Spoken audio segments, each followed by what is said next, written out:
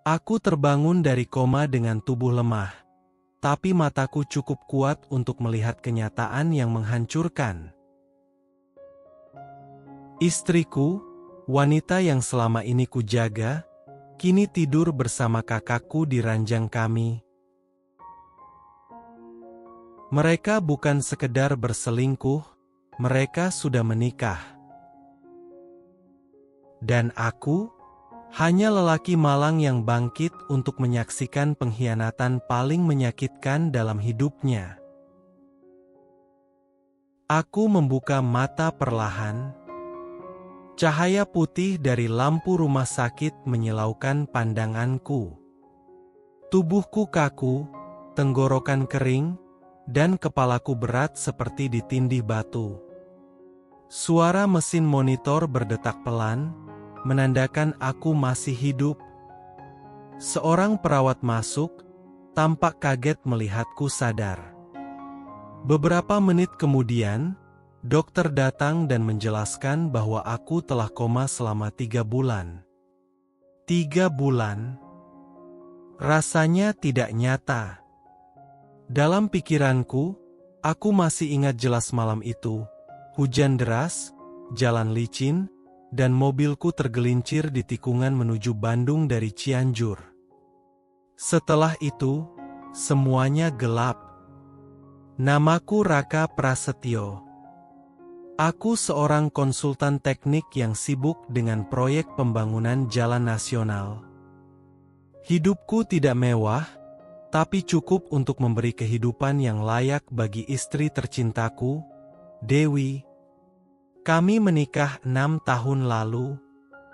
Meski belum punya anak, aku percaya hubungan kami kuat. Atau setidaknya, aku percaya begitu. Selama di rumah sakit, aku jarang melihat Dewi. Awalnya, aku mengira dia terlalu sibuk atau takut melihatku dalam kondisi seperti itu. Tapi dari cerita perawat, aku tahu ia hanya menjenguk 2 kali di bulan pertama, lalu tak pernah kembali. Mungkin dia lelah, atau mungkin aku mulai merasa ada yang tidak beres. Yang lebih sering datang adalah kakakku sendiri, Bayu. Dia 2 tahun lebih tua dariku, seorang pengusaha rental mobil di Bandung. Ia sering datang, bahkan mengurus beberapa keperluan administratif rumah dan asuransi milikku. Aku merasa berutang budi padanya. Namun, ada sesuatu yang mengganjal. Kata perawat, Bayu sering datang bersama seorang wanita yang awalnya mereka kira istriku. Tapi lama-kelamaan, mereka menyadari wanita itu bukan hanya menemani Bayu. Mereka tampak terlalu mesra. Aku tidak ingin mempercayai firasat burukku. Tapi ketika sahabatku, Rian, datang diam-diam menjengukku, ia membisikkan sesuatu yang membuat dadaku sesak. Ra, rumah lu sekarang bukan rumah lu lagi. Mereka tinggal bareng di situ. Tiap malam, di kamar lu. Aku minta pulang, meski tubuhku belum kuat. Dengan bantuan Rian dan diam-diam dari pihak rumah sakit, aku dibawa pulang 3 hari kemudian. Aku tak memberitahu siapapun, termasuk keluargaku. Aku ingin melihat dengan mataku sendiri. Rumah itu masih sama, 2 lantai bergaya minimalis di dago atas. Tapi suasananya berbeda. Pagar depan tidak terkunci. Sepatu pria dan wanita di depan pintu membuat jantungku berdegup cepat. Lampu ruang tamu mati, tapi dari sela tangga, aku melihat cahaya dari kamar utama. Langkahku pelan. Nafasku berat. Setiap langkah menuju pintu kamar adalah pukulan batin. Aku sudah siap, atau setidaknya mencoba siap. Pintu itu tidak dikunci. Aku mendorongnya perlahan.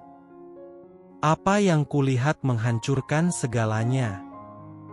Dewi Tistriku, wanita yang kupeluk setiap malam selama 6 tahun terakhir, ada di sana. Di atas ranjang kami. Bersama Bayu, kakakku. Keduanya terdiam saat melihatku. Tubuh mereka terbungkus selimut seadanya, tapi tidak ada yang bisa menutupi pengkhianatan yang kulihat jelas dari mata mereka. Dewi menangis. Bayu terdiam, mencoba bangkit, lalu berkata, "Raka, kami pikir kamu nggak akan bangun lagi." Aku tidak menjawab. Mulutku kering. Hatiku dingin. Tubuhku gemetar bukan karena lemah, tapi karena campuran marah, kecewa, dan hancur yang tidak bisa dijelaskan dengan kata-kata. Dewi mendekatiku, masih telanjang di balik selimut, sambil berkata, "Aku kesepian, Kak. 3 bulan tanpa kamu, aku butuh teman. Aku lemah. Dan kamu pilih kakakku?" Suaraku pecah. Aku nggak sengaja jatuh cinta. Semua ini salah. Tapi kami sudah menikah siri. Dunia seperti berhenti. Kata menikah itu menghantam dadaku lebih keras dari kecelakaan malam itu. Aku tidak bicara apapun lagi malam itu. Aku hanya mengambil koper kecil, mengisi beberapa pakaian dan dokumen penting, lalu pergi dari rumah itu tanpa melihat ke belakang. Beberapa hari setelah itu, aku tinggal sementara di rumah Rian. Ia marah, lebih dari aku sendiri, tapi aku hanya diam. Aku tidak ingin balas dendam. Tidak saat itu. Namun ada sesuatu dalam diriku yang ingin menyelesaikan ini dengan elegan. Aku tidak bisa marah, tapi aku juga tidak bisa diam. Ternyata, sebelum kecelakaan, aku pernah memasang CCTV tersembunyi di rumah karena khawatir soal pencurian. Aku lupa menghapus data di hard disk.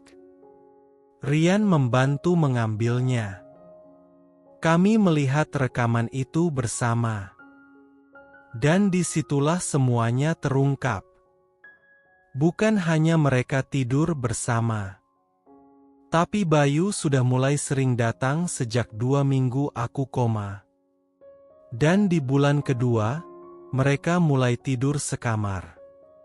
Di bulan ketiga, mereka mengundang penghulu ke rumah. Aku tidak menangis saat melihat semua itu. Aku hanya merasa hampa. Aku mengirimkan salinan video itu ke Bayu dan Dewi. Tidak dengan kata-kata. Hanya 1 flash disk dan surat cerai yang aku kirimkan lewat kurir. Beberapa minggu kemudian, aku pindah ke Yogyakarta. Kota yang jauh dari ingatan. Aku menyewa rumah kecil di pinggiran kota, membuka jasa konsultasi online, dan mencoba memulai hidup baru. Tidak mudah, tapi setidaknya damai. Hari-hari pertamaku di Yogyakarta dipenuhi oleh keheningan. Aku bangun, menyeduh kopi, dan duduk di teras rumah yang menghadap sawah. Tidak ada suara Dewi yang menyapaku. Tidak ada aroma masakannya yang dulu selalu membuatku merasa pulang. Tapi juga tidak ada kebohongan. Rian tetap sering menghubungiku. Ia memberiku kabar bahwa bisnis Bayu anjlok. Beberapa kliennya mundur, kabarnya karena video itu menyebar lewat grup WhatsApp karyawan dan mitra kerjanya. Aku tidak menyebarkannya. Aku hanya mengirim 1 salinan kepada mereka. Mungkin Dewi atau Bayu sendiri yang ceroboh. Dewi juga kehilangan pekerjaannya sebagai staf keuangan di sebuah perusahaan tekstil. Dia kabarnya sempat diusir dari rumah itu karena rumah masih atas namaku dan aku menjualnya lewat agen properti diam-diam. Rian membantuku dalam semua urusan itu. Aku mulai menulis. Bukan novel atau cerita, tapi catatan harian. Menuliskan semua rasa yang tertahan dalam pikiranku, tentang bagaimana rasanya bangun dari koma dan menemukan hidupmu sudah direbut, tentang rasa sakit yang tidak bisa diobati oleh waktu, tapi bisa ditenangkan dengan jarak. Suatu malam, Dewi mengirimiku email. Panjang sekali. Ia menulis bahwa hidupnya hancur, bahwa ia kehilangan semuanya. Ia tidak menyalahkanku.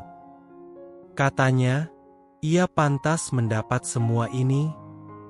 Ia hanya ingin aku tahu bahwa ia menyesal.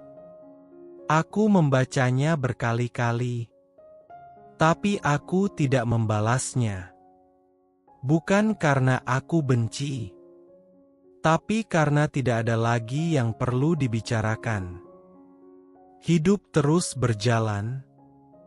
Aku mulai membangun koneksi baru, menerima proyek-proyek dari luar kota. Aku juga mulai berolahraga, belajar memasak, dan mencoba hidup mandiri tanpa rasa iba terhadap diriku sendiri.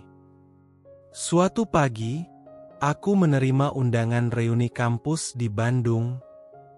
Aku sempat ragu, tapi akhirnya aku memutuskan untuk datang. Aku ingin menghadapi masa laluku, bukan melarikan diri darinya. Di acara itu, aku bertemu banyak teman lama. Mereka menyambutku hangat. Tidak sedikit yang sudah tahu tentang insiden itu, tapi tidak ada yang menghakimi. Justru, mereka kagum karena aku bisa bangkit dengan tenang. Aku bahkan bertemu dengan seorang wanita bernama Indira. Dulu kami hanya sekedar teman sekelas. Kini ia seorang dosen psikologi di sebuah universitas swasta. Kami berbincang lama, dan untuk pertama kalinya setelah sekian lama, aku bisa tertawa lepas tanpa rasa sakit di dada. Aku tidak tahu kemana arah hubunganku dengan Indira. Tapi aku tidak ingin terburu-buru. Aku sudah belajar bahwa cinta bukan soal cepatnya jatuh hati, tapi bagaimana kita menjaga dan menghormati kepercayaan. Beberapa bulan kemudian, aku mendapat kabar bahwa Bayu pergi dari Bandung. Bisnisnya bangkrut. Ia menjual semua mobilnya dan kini entah berada di mana. Dewi tinggal sendiri, konon bekerja sebagai freelance akuntan, tapi tak banyak yang tahu. Ia tidak muncul di media sosial, bahkan nomor lamanya sudah tidak aktif. Aku duduk di teras rumahku di Yogyakarta, memandangi senja yang perlahan turun. Di tanganku, secangkir kopi hangat. Angin sore membelai wajahku. Untuk pertama kalinya, aku merasa benar-benar bebas. Aku tidak lagi dikhianati. Tidak lagi disakiti. Aku tidak perlu membuktikan apa-apa. Aku cukup hidup. Dan itu sudah lebih dari cukup. Aku adalah pria yang pernah kehilangan segalanya dalam sekejap. Tapi aku juga pria yang memilih untuk tidak hancur. Aku berdiri, meski dengan kaki gemetar. Aku berjalan lagi, meski tanpa arah jelas. Tapi aku berjalan.